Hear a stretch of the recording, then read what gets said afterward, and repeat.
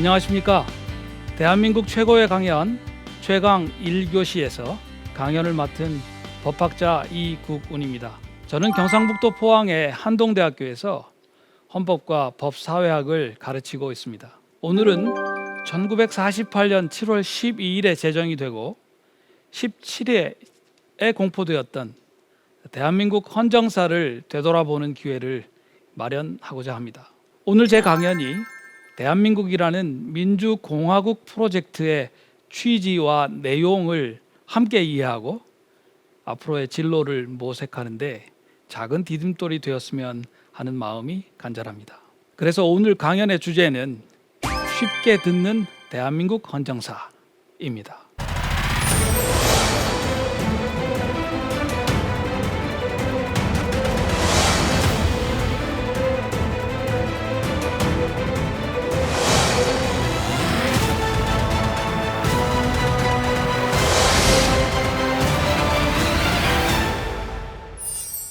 그러면 먼저 대한민국 헌정사의 기본 구도를 생각해 보겠습니다. 1948년 7월에 헌법이 제정되었으니 올해가 74년째입니다.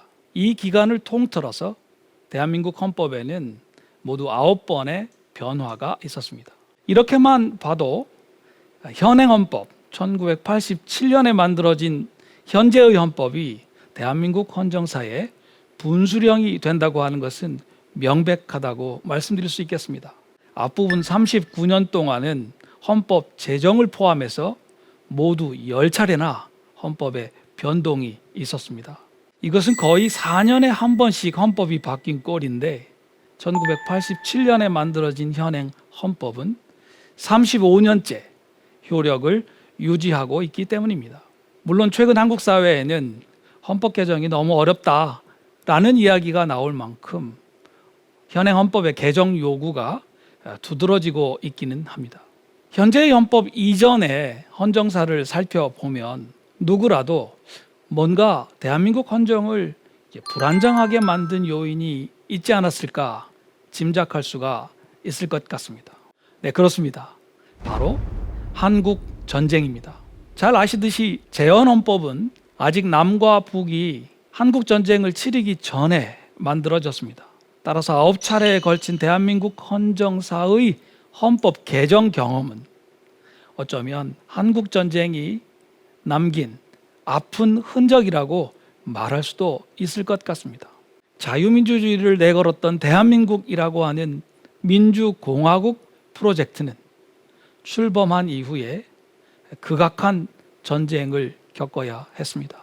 그리고 그 결과가 9번에 걸친 헌법 개정이라고 하는 헌정사의 질곡으로 이어졌던 것입니다. 조금 자세히 들여다보면 이 과정은 다시 둘로 나누어 볼 수 있습니다. 그런데 이 두 과정은 흥미롭게도 권위주의 또는 독재에서 자유와 민주주의로 이행하는 유사한 패턴을 드러내고 있습니다. 첫 번째 시기는 1950년에서 1961년까지 이승만 정부의 독선과 독주가 부정선거에 맞선 4.19 학생혁명으로 무너지고 자유민주주의가 회복되었던 기간입니다. 두 번째 시기는 1961년부터 1987년까지 권력을 장악했던 군사정권이 1980년 5.18 광주 민주화운동과 1987년 6월 민주화 대항쟁 등을 통해서 결국 무너지고 다시 한번 자유민주주의가 회복되었던 기간이 되겠습니다. 자, 이렇게 보면 74년의 대한민국 헌정사는 크게 4시기로 구분할 수 있겠습니다. 첫째는 1948년에서 1950년까지의 헌법 제정 기간이고, 둘째는 1950년에서 1961년에 이르는 군사정권 이전의 민주화 기간이 되겠습니다. 세 번째는 1961년에서 1987년에 이르는 군사정권이 들어선 이후 기간이고, 네 번째는 1987년 민주화 이후에 지금까지, 즉 현행 헌법의 기간이 되겠습니다. 사실 제가 가르치는 헌법 교과서에는 이제 군사 정권 기간 동안의 유행했던 이 공화국 구분을 받아들여 가지고 제1공화국에서 제6공화국까지로 나누는 경우가 제법 많이 있습니다. 그렇지만 이 공화국 구분은 민주화 이후에 태어난 세대들에게는 별로 현실성이 없는 것 같습니다. 오히려 제가 지금 말씀드린 대로 1987년에 제9차 헌법 개정을 분수령으로 삼아서 한국전쟁이라는 대재앙에도 불구하고 자유민주주의를 내건 민주공화국 프로젝트의 본 궤도로 돌아오는 일종의 위기 극복 과정으로 대한민국 헌정사를 이해하는 것이 낫지 않을까 생각합니다. 일단 오늘 강의에서는 지금까지 말씀드린 시대 구분에 따라서 대한민국 헌정사를 살펴보겠습니다. 재헌헌법은 잘 아시듯이 1948년 5월 10일 헌법제정회의 의원 선거를 통해서 선출된 198명의 의원들에 의해서 제정되었습니다. 재헌헌법의 내용은 굉장히 중요한데요. 시간 관계상 중요한 특징 4가지만을 짚어보도록 하겠습니다. 첫 번째, 가장 중요한 포인트인데요. 대한민국 헌법을 제정하는 주체로서 헌법 전체의 주어라고 할 수 있는 우리들 대한민국이 드디어 출현한 것입니다. 재헌헌법의 전문은 이렇게 시작합니다. 유구한 역사와 전통에 빛나는 우리들 대한국민은 우리들 대한국민의 존재가 드러나는 것으로부터 헌법이 시작되는 것입니다. 바로 이 우리들 대한국민은 1919년 3.1 독립만세 운동 이래 한반도에서 이 민주공화국 프로젝트를 추진해온 주체라고 말씀드릴 수 있습니다. 또 재헌헌법 제정 이후에 지금까지의 74년 헌정사의 연속성을 보장하는 주체라고도 말씀드려야 하겠습니다. 그러니까 재헌헌법은 물론이려니와 9차례에 걸쳐 개정된 헌법의 모든 텍스트는 바로 이 우리들 대한국민의 작품인 셈입니다. 그렇다면 재헌헌법 전문이 말하고 있는 이 우리들 대한국민은 구체적으로 누구를 지칭하는 것이겠습니까? 흥미롭게도 재헌헌법의 텍스트는 이 문제에 대해서 적극적인 규정을 한사코 마다하는 것처럼 보입니다. 대한민국의 국민이 되는 요건은 법률로서 정한다. 당시 우리의 헌법, 재헌헌법을 보면 우리들 대한국민에 관한 별다른 단서나 암시를 헌법 본문에서 주고 있지 않습니다. 대한민국의 국민이 되는 자격을 법률로 정한다라고 짐짓 미루기까지 합니다. 왜 그렇겠습니까? 강의를 들으시는 여러분이나 저 같은 이 한반도에서 살아온 대한국민은 재헌헌법의 이와 같은 태도에서 다른 나라 사람들은 잘 알기 어려운 깊은 안타까움을 찾을 수 있을 것입니다. 제2차 세계대전 이후에 세계가 동서냉전 구도로 재편되고 있는 상황이었습니다. 남북의 분단을 피할 수 없는 상황이 닥쳐 있었습니다. 그렇기 때문에 우리들 대한국민을 대표할 재헌의회 의원 선거의 유권자는 우리들 스스로 정한 것이 아니고 불가피하게 주한미 군정의 군정 법령에 의해서 정해져야만 했습니다. 나아가 유엔의 감시가 불가능했던 38도선 이북 지역에서는 재헌의회 의원 선거 자체가 이루어지지 못했습니다. 이렇게 보면 스스로에 대한 적극적인 규정을 마다하고 헌법이 아니라 법률에 대한민국 국민의 자격을 정하라고 짐짓 미루는 재헌헌법의 태도에는 짐작되는 측면이 있습니다. 바로 이와 같은 사정을 잘 아는 우리들 대한국민이 이 문제를 미래의 과제로서 남겨두고 있기 때문입니다. 우리들 대한국민은 자신이 아직 완전하지 못하다는 사실, 그래서 여전히 다른 우리들 대한국민을 기다려야 한다는 사실을 알고 있습니다. 어쩌면 재헌헌법의 희망은 우리들 대한국민이 그와 같이 난처한 상황에 처해 있다고 하는 사실을 잘 알고 있고, 그래서 스스로를 짐짓 감추는 방식으로 제가 지금 말씀드린 깊은 안타까움을 표현하고 있는 점이 아닐까 생각합니다.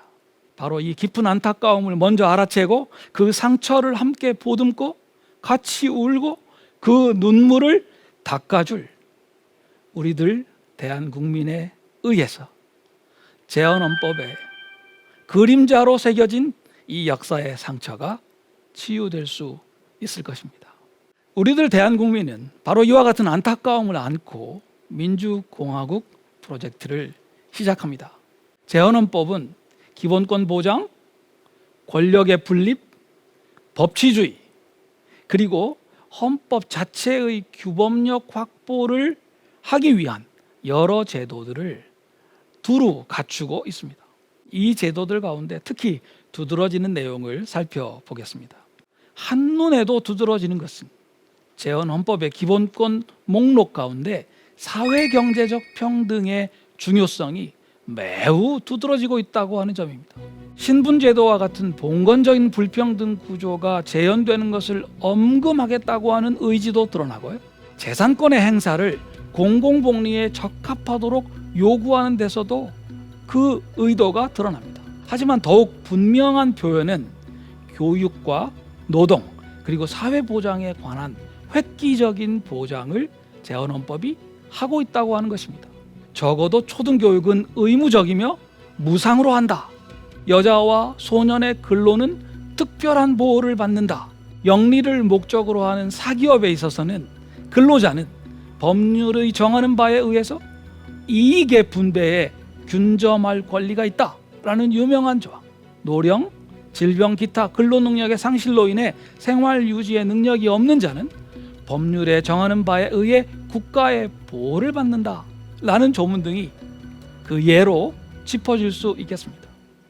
재헌헌법이 이처럼 사회경제적 평등을 강하게 추구한 배경이 과연 무엇이겠습니까? 우리는 먼저 재헌헌법 제6장 경제의 장이 전제하고 있는 일종의 이행기적 상황을 이해해야 한다고 저는 생각합니다. 광물 기타 중요 지하 자원들을 국유로 하거나 주요 산업을 국영 또는 공영으로 하거나 대외 무역을 국가가 통제하는 것을 원칙으로 하거나 사형기업 등을 일정한 경우에 국유 또는 공유로 할 수 있다고 하는 조항들이 있는데요. 이와 같은 조항들의 의미는 일단 식민지 시대와 주한미군정을 거쳐서 내려왔던 우리들 대한국민의 공동의 물적 유산, 나중에 귀속재산이라고 불리웠던 그 재산의 존재를 가리키고 있습니다. 나아가서 그와 같은 공공적 소유를 국가가 민주적으로 관리한다고 하는 것을 보여주고 있습니다. 물론 재헌헌법은 이와 같은 공공적인 재원을 시장의 실패를 교정하기 위한 경제적인 개입의 재원으로 쓰기도 하고 모든 국민에게 생활의 기본적 수요를 충족시키기 위한 재원으로도 활용할 수 있다고 말하고 있습니다. 제84조에 다음과 같은 내용이 있는데요. 대한민국의 경제 질서는 모든 국민에게 생활의 기본적 수요를 충족할 수 있게 하는 사회 정의의 실현과 균형 있는 국민 경제의 발전을 기함을 기본으로 삼는다. 각인의 경제상의 자유는 이 한계에서 보장된다.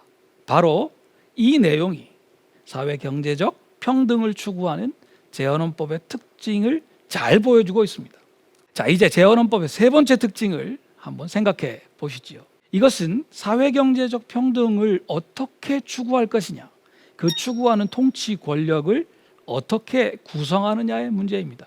재헌헌법은 민주적 의회의 우위라고 하는 특징을 상당히 일관되게 관철하고 있는 것으로 보입니다.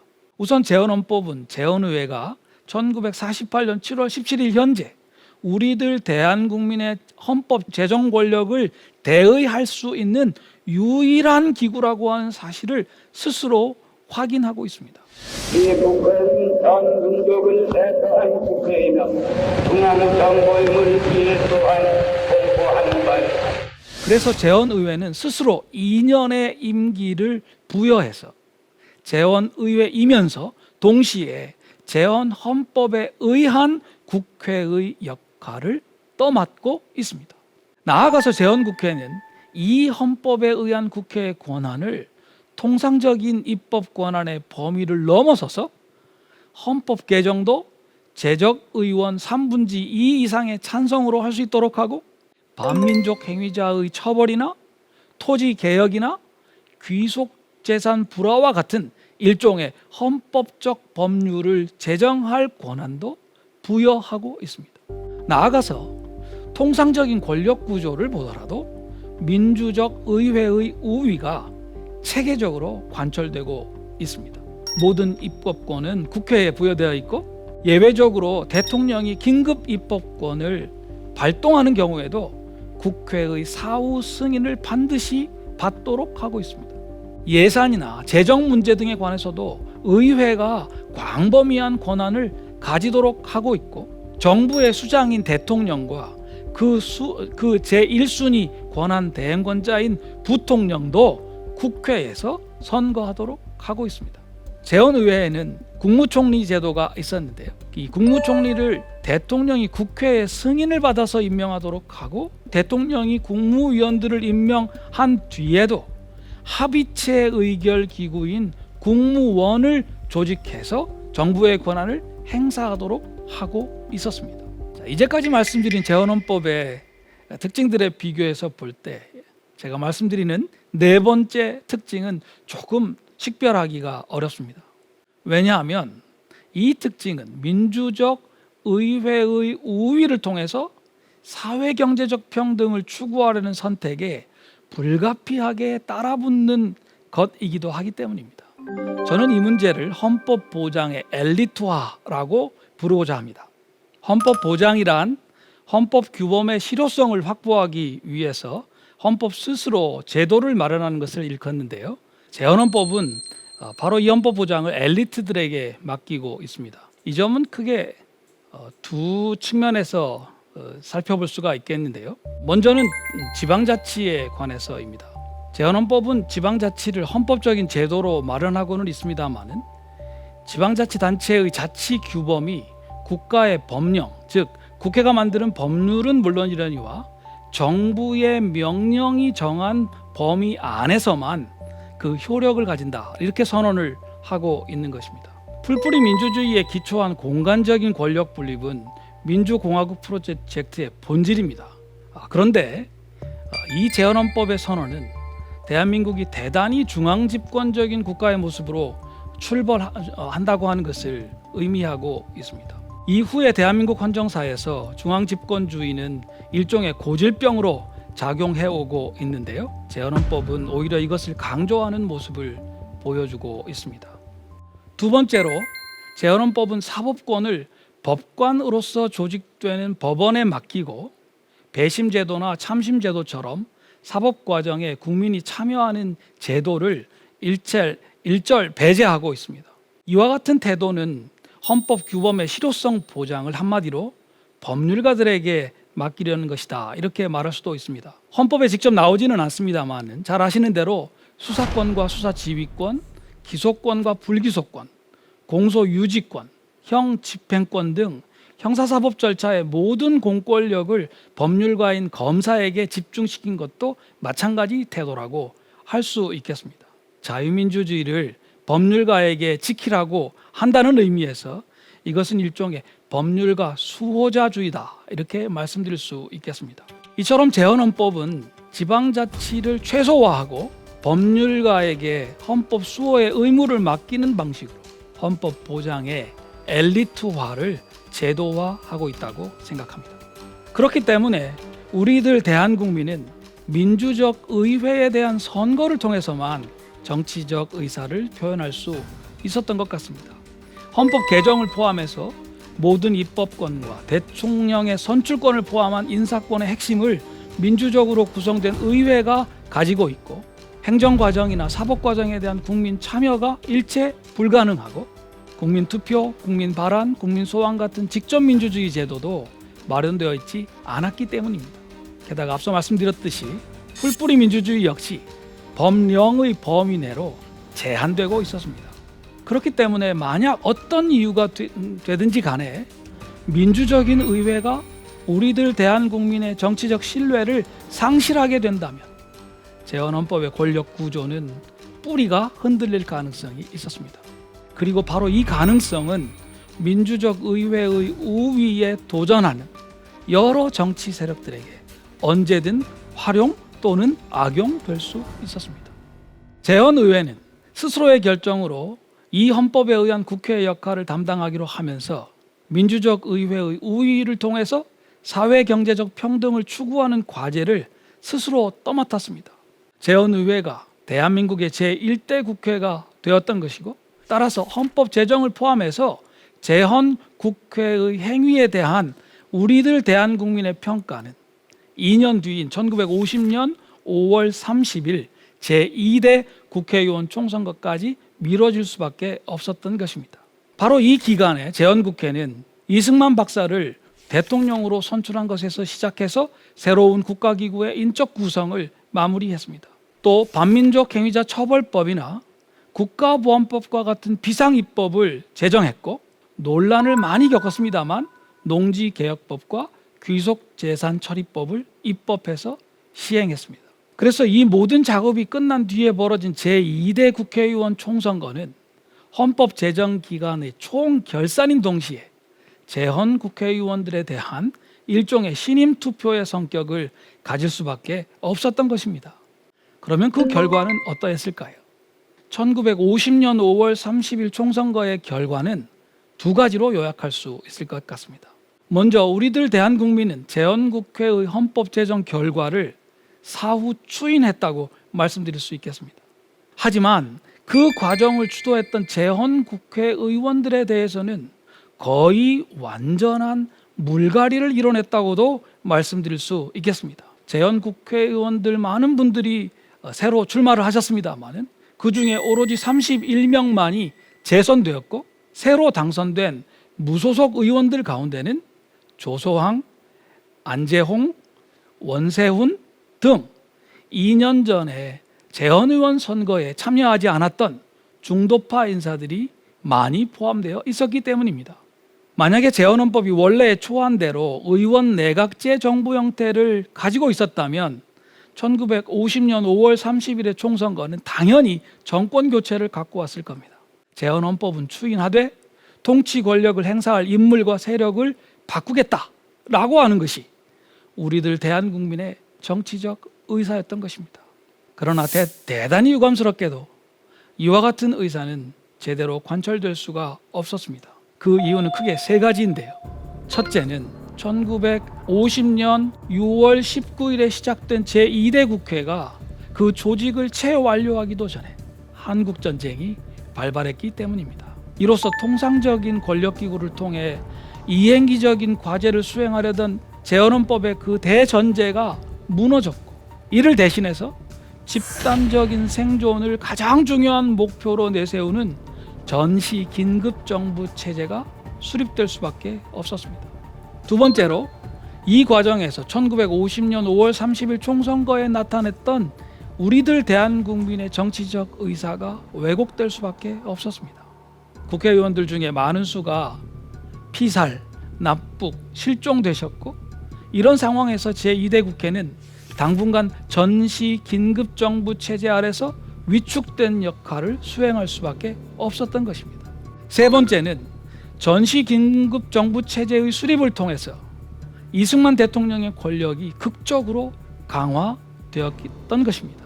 사실 5월 30일 선거의 결과는 이승만 대통령에게 상당한 타격일 수밖에 없었는데요. 한국전쟁의 발발은 아이러니하게도 대통령의 비상 입법 권한 행사를 통해서 그 권력을 극적으로 강화할 수밖에 없었습니다. 아직 한국전쟁이 진행 중이었던 1952년에서부터 시작해서 87년까지 앞서 말씀드렸듯이 대한민국은 9차례에 걸쳐서 헌법을 개정했습니다. 이 시기를 둘로 앞에서 나누었는데요. 그 각각은 권위주의 또는 독재에서 자유와 민주주의로 이행하는 유사한 패턴을 보이고 있습니다.